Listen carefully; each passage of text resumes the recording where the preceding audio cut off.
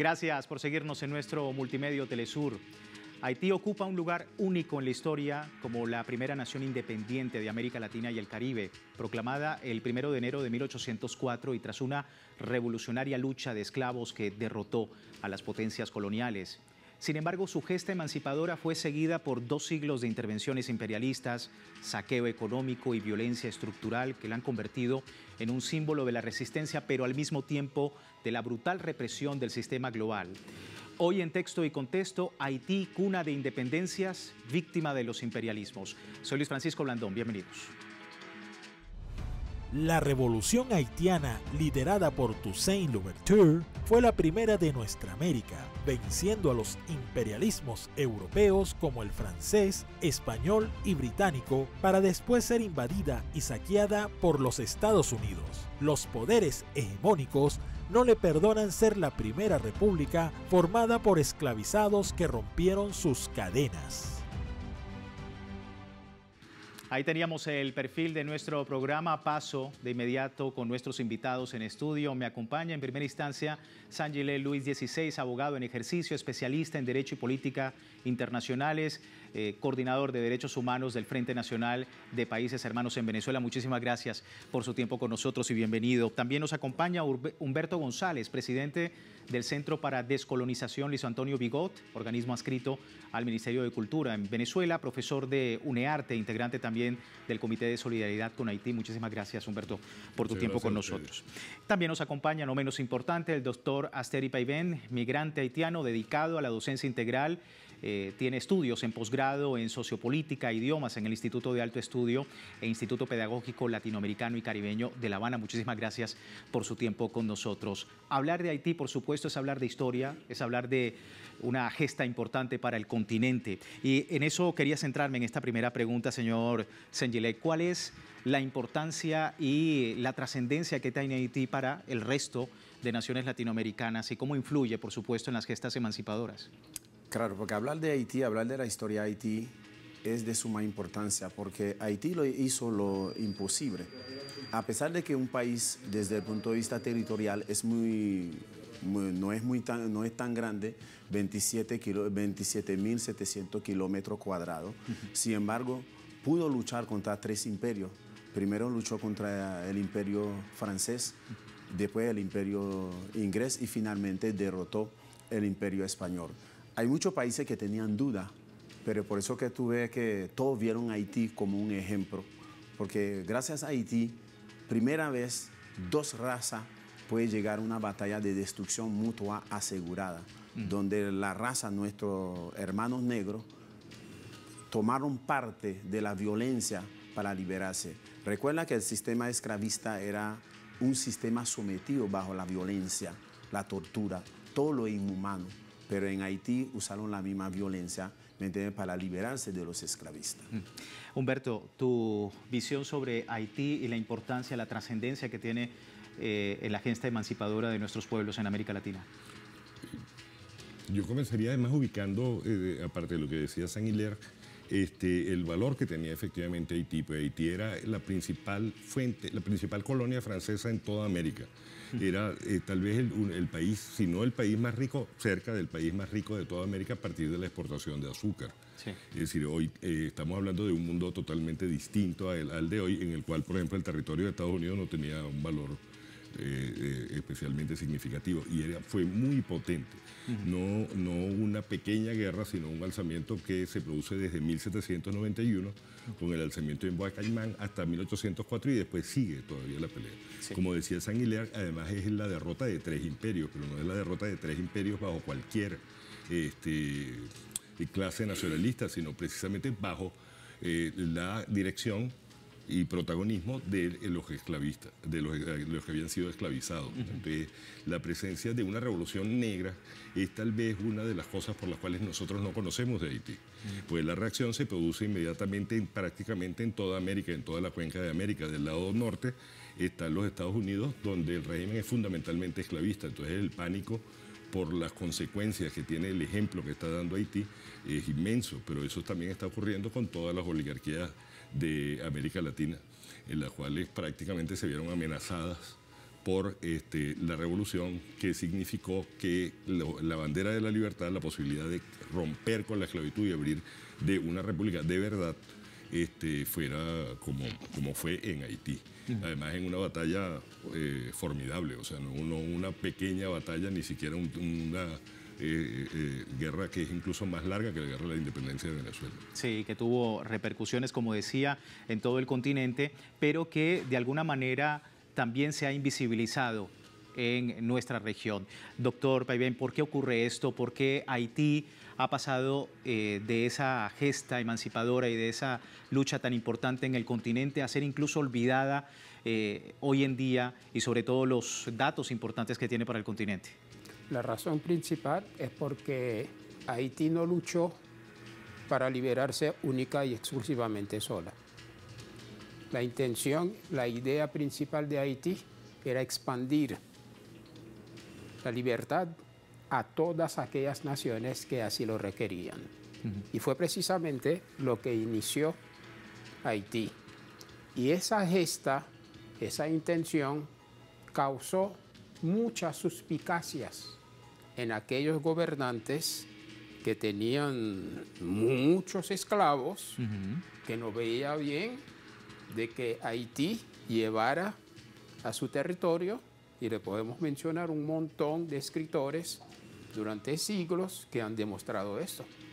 Y precisamente a partir de eso, algunos han conspirado contra Haití para permitir que se levantara, aún después de la guerra.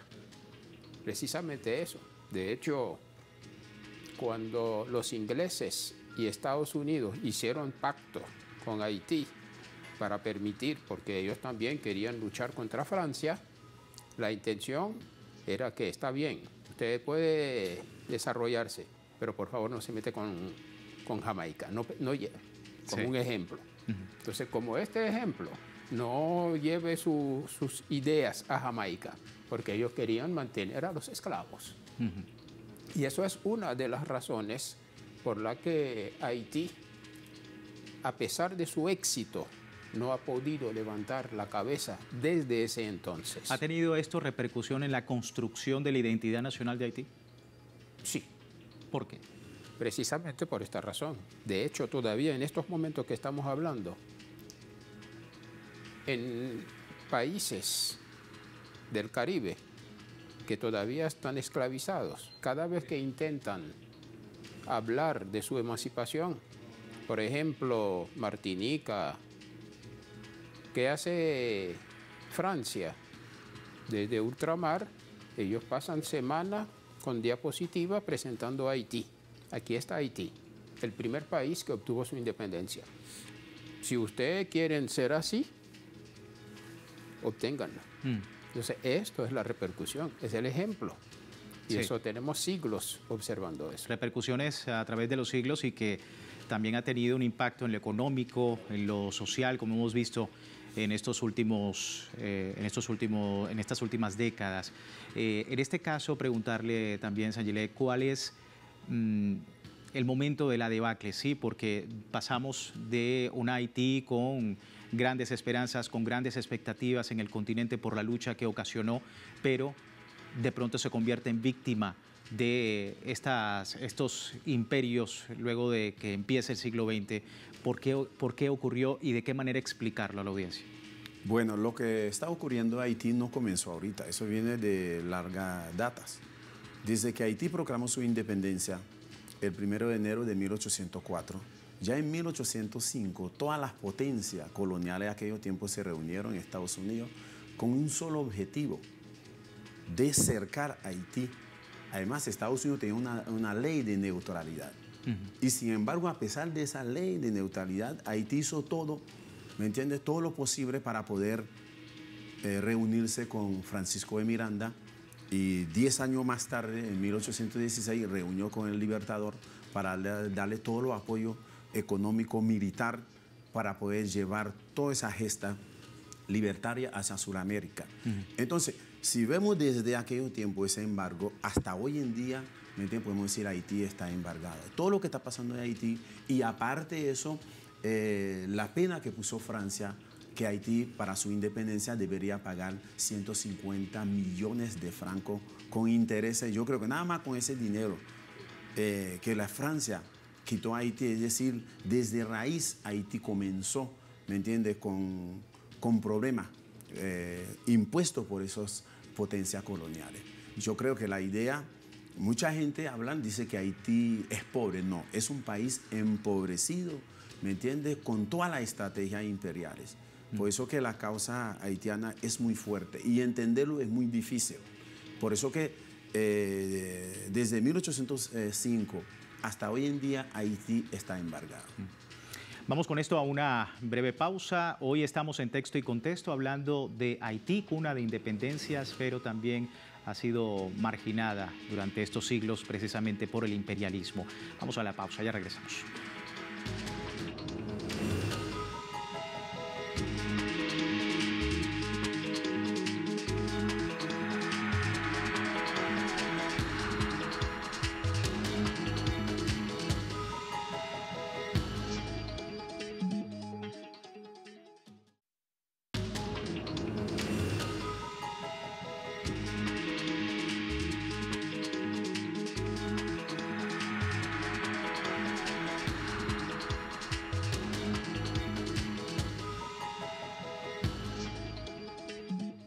Gracias por seguirnos en Texto y Contexto. Hoy hablando de Haití, cuna de independencias, pero víctima de los imperialismos en la actualidad. Pasábamos de la importancia de su gesta emancipadora en el continente, ahora como nuevamente desde un punto de vista neocolonial ha sido víctima, deuda colonial, saqueo económico, ha tenido en los últimos 2 siglos intervenciones que han permeado de alguna manera no solo lo social, sino también lo económico, parte de esa discusión que hoy en día tiene el pueblo haitiano y el continente, de cómo pasar de esa gloriosa gesta haitiana a lo que es hoy en día Haití.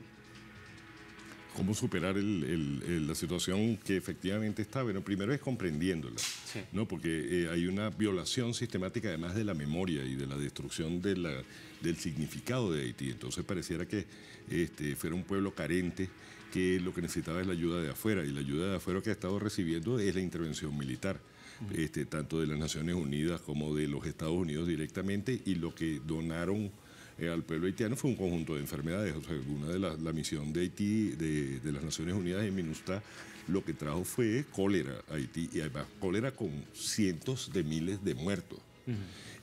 La ayuda posterior al terremoto que presentaron fue presentar prácticamente las Fuerzas Armadas de Estados Unidos presentes y un conjunto de donaciones que prácticamente empobrecieron el campesinado haitiano. O sea, el sentido de la participación tiene que ser fortalecer la autonomía del pueblo haitiano, la posibilidad de su soberanía, del respeto y la admiración por su soberanía, porque aquí ahí también está en juego un racismo sistémico, y además un racismo del más puro y simple, pues, ¿no? Sí. O sea, que tiene que ser una tierra arrasada y que no tiene derecho a andar por sus propios pies, y eso es lo que nosotros queremos jugar como hermanos de Haití que somos. ¿Cómo ha sido en el Caribe precisamente con la posibilidad más adelante de que la derecha o de que la extrema derecha domine ciertas partes del Caribe, han propiciado esa situación en Haití? La situación tendría como muchos momentos diferentes, ¿no? Pero te lo ilustro con el papel que tienen, con la situación que, digamos, la semana pasada, el 31 de marzo, estalló en República Dominicana, sí, cuando el gobierno de Abinader ha hecho una campaña sistemática de racista contra Haití. Incluso deportaron un montón de dominicanos por ser negros. Pasaron a dominicanos por haitianos, sí, migrantes. Hicieron cualquier cosa que fuera justamente una campaña racista y una campaña fascista.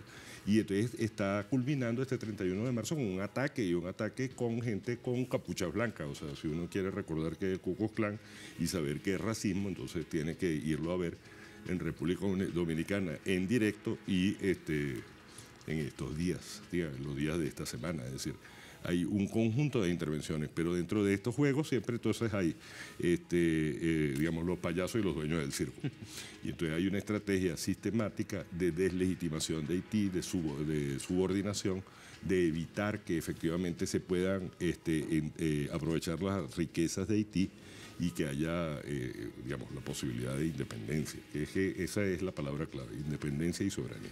Desde la ocupación estadounidense, pasando por Duvalier, Estados Unidos, el apoyo, por supuesto, a los gobiernos ha intervenido repetidamente en Haití. Pero, ¿qué patrones imperialistas, teniendo en cuenta o haciendo comparación con esa Haití que se desliga de alguna manera de todo el tema de la colonia y de todo el tema de estas potencias en un principio, qué patrones se siguen repitiendo hoy en día, doctor? Se sigue repitiendo lo mismo, porque Haití nunca ha tenido, de verdad, solamente declaró la independencia. Pero por lo que han explicado mis compañeros y por lo que sabemos, Haití nunca ha disfrutado de esa independencia.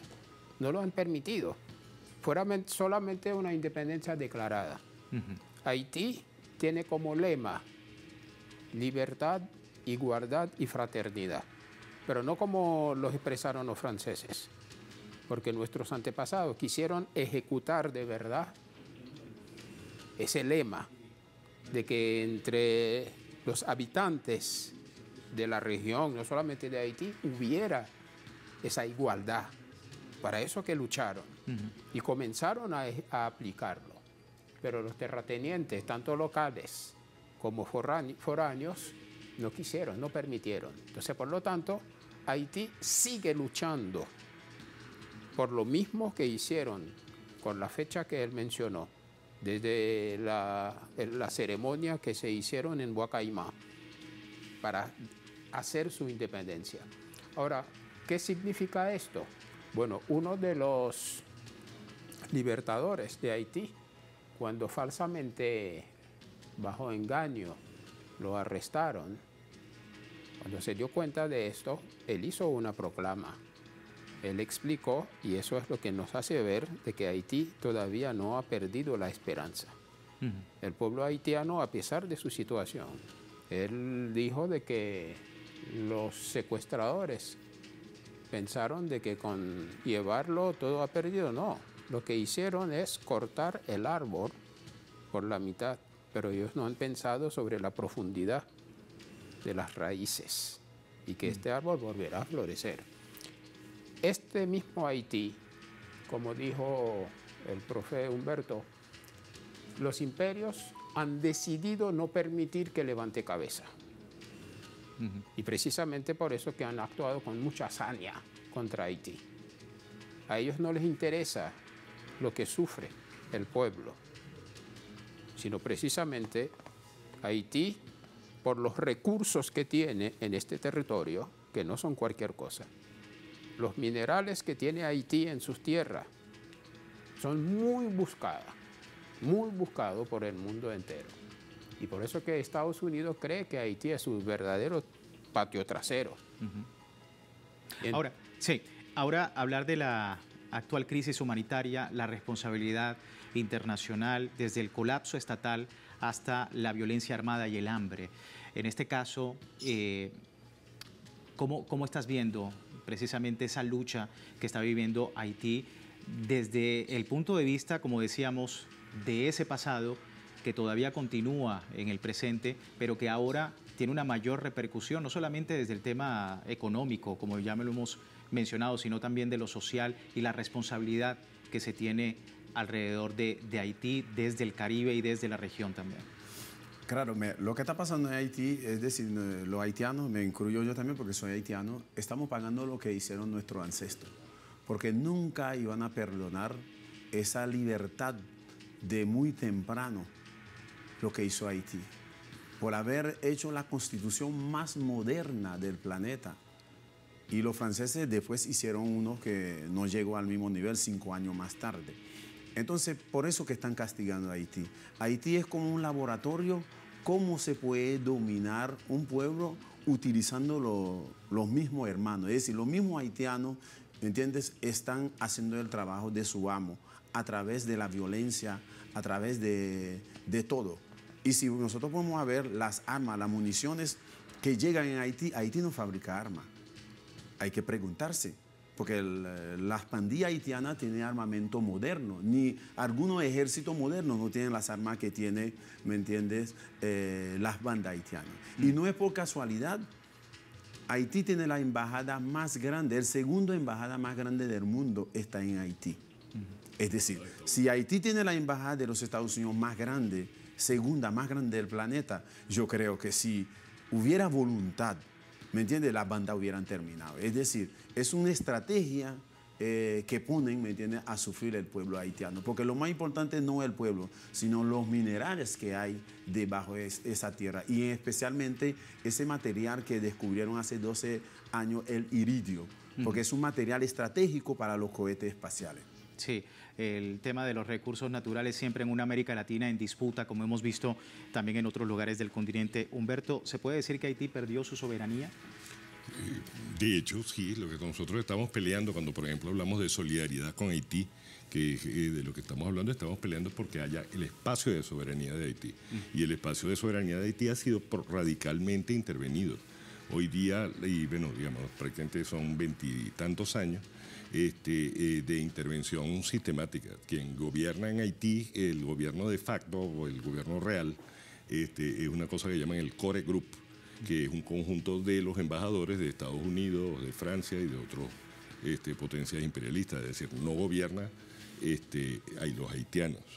Y ellos son los que han puesto los presidentes y los han quitado. Es un absoluto descaro, los que prácticamente están movilizando toda la situación de Haití, y lo que tenemos que poder luchar es por lograr un espacio de soberanía. Eso no tiene una salida fácil, es decir, fíjate que incluso con situaciones muy difíciles de explotación de recursos naturales, Venezuela de bloqueo, Cuba de bloqueo o Nicaragua, no tiene comparación con lo que es el nivel de agresión que efectivamente necesita Haití, el nivel de restitución de conciencia que se necesita. Una de las cosas que nos hemos puesto siempre como objetivo en el Comité de Solidaridad con Haití es justamente que haya conciencia de qué es lo que ha pasado, que no se trata de un pueblo que no tuvo libertad, ni que tiene riquezas ni posibilidades de riqueza, que es un pueblo que además tiene riquezas minerales, porque en Haití hay petróleo, hay oro, hay iridio, y no prácticamente está prohibido explotar. No un país en pobreza, sino empobrecido. Es un país empobrecido y es un país intervenido. Y esa intervención no busca a empoderar al pueblo, sino más bien tratar de desplazarlo. Incluso la impresión que tenemos es que prácticamente están tratando de despoblar Haití. Y entonces las inmigraciones son inmigraciones producidas, y producidas por una situación que se permanece y se reproduce. Entonces, constituir un frente de naciones y de pueblos, que sobre la base de la conciencia de la situación de Haití y la necesidad de que efectivamente los problemas de Haití sean resueltos por los haitianos, no es un problema sencillo, pero es efectivamente el camino que hay que seguir. Es en soberanía que se tiene que seguir el camino.